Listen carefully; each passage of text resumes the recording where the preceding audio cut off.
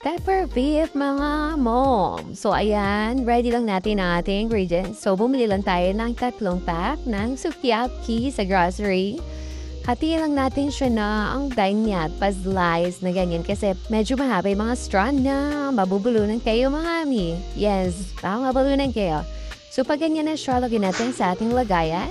Ready na natin ating mixture. So lagyan lang natin ang all oyster sauce. And then lagyan din tayo ng liquid seasoning. Ang palasa ng very light. Ayan. And then lagyan din tayo ng ating paminta. Mga 400 pesos.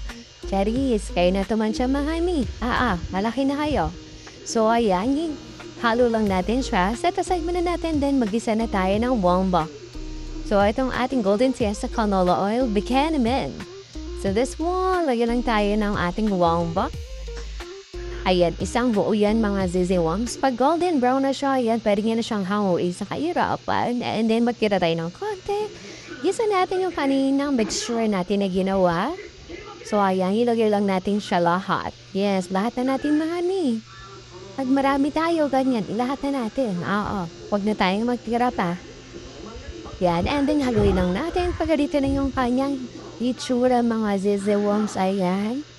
Pwede nyo na yan ilipat ulit sa kanyang lagayan. Ibalik nyo na siya mga mifo. Kasi gagawa na tayo ng zoas niya. Super sarap itong mga ziziwams. Must try talaga siya. Lalo na sa mga kiddos, they will love this one. Since wala na nga ito kay Jobby. So ito is kayang-kaya natin itong gawin sa bahay. So lagyan lang natin 3 bato. Bilang natin yan mga tatlo lang yung bato. And nilagay natin yung mushroom. Bigas lang natin siya ng konti para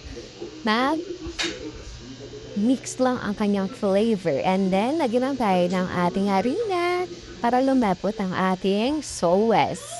Mga 2 tablespoon yan ng ating harina. And then, maglalagay lang tayo dyan ng ating water later. So, haluin muna natin. Ayan.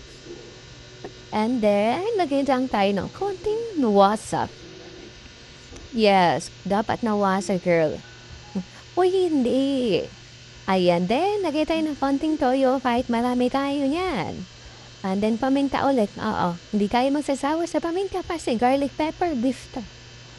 Ayan, so ayan na, halo lang natin hanggang sa lumapot yung gusto nating consistency, mga mom. So, ayan na, pag okay na yung consistency niya, pwede na nating kunin mamaya ang ating nahalong beef sukiyaki mga ziziwams. So, ayan na. Pag okay na yung ating mixture,